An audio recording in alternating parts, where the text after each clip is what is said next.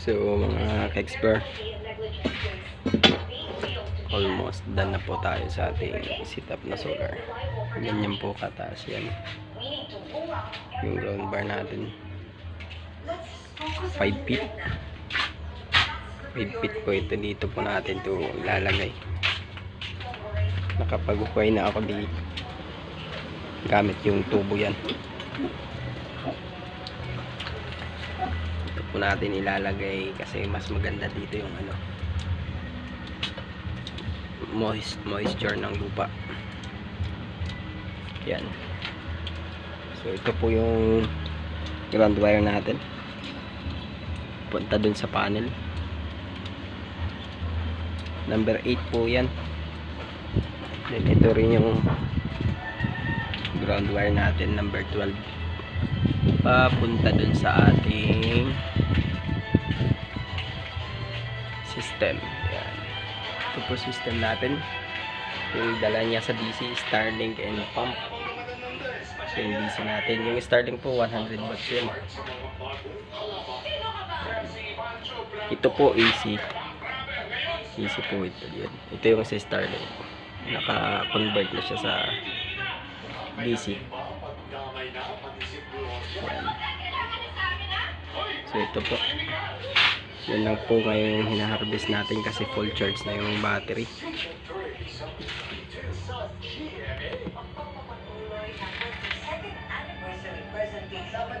Okay, mapokus.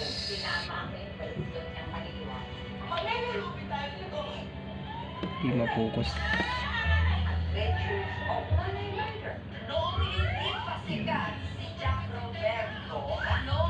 Pasensya na sa quality ng video natin. So step down po to. Step up to. Ito yung sa Starlink papuntang 48 volts. Ito step down papuntang DC pump. Papalitan po natin ito, nasira kasi mababa yung amperahe niya, 20 ampere lang kasi. Ay na gumana, pero double check ko na lang, baka pump yung may problema. Ito po yung DC natin. Yan.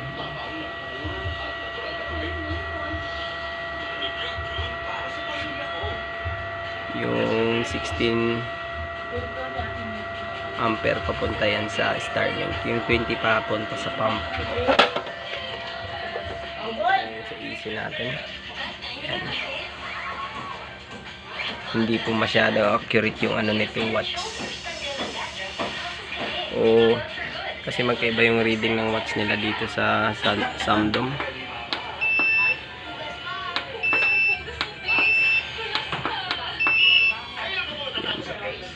Ito lang yung consume natin, 319 watts sa ngayon. Nag-81 dyan pero 100% na po yan dito, 100% po.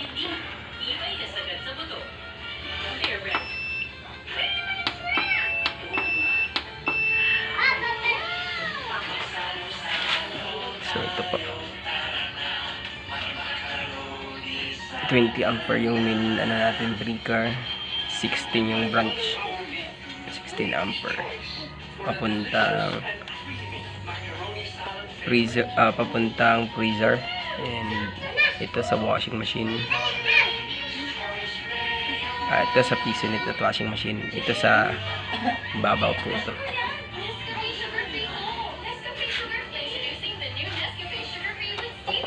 Ito po freezer natin, 10 cubic foot po yan. Yan po freezer natin. Umaga lang po natin to nagagamit kasi yung battery natin kulang pa. 170H lang na 25.6 volts na LiPo po.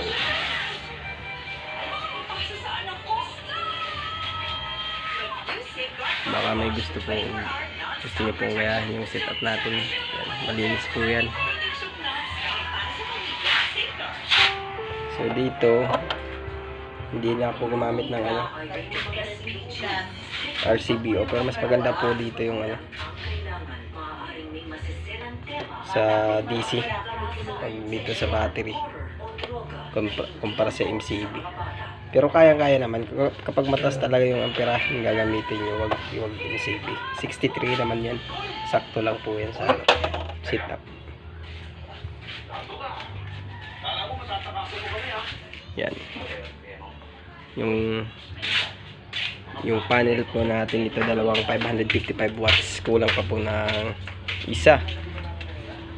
Yung sakto talaga dito, tatlong 450 watts. Yan. Lilibing ko na po muna. So yan po, nabunat na natin yung tubo. Ganyan po yung kataas. Yan, tangkad po yan, no? 5 feet po ito. Almost 5 feet. Hindi naman siya umabot talaga ng 5 feet. Yan. Yan. Yung mga almost 2 feet pa po yung natira. Ibabaon na lang po natin. Tsaka takpan para hindi po sa iwas corrosion po. Corrosion na hindi yung hindi lang yung kalawang, kundi yung yung white, yung parang asin, para sigurado po kahit tumagal merong brown. Yan po, nilibing na po natin yung ating bar. So ayan, nilibing na po natin yung ating ground bar para po hindi kayo mahirapan. Gumamit po muna kayo nitong tubo. Yan. Ibinabaon ko po yan ng mga isang dangkal. Tapos binubunot ko ulit at saka tanggalin yung inaalis yung laman. Paulit-ulit lang po. Pag makalagpas po kayo sa bate, madali na. Yan. Po natin tong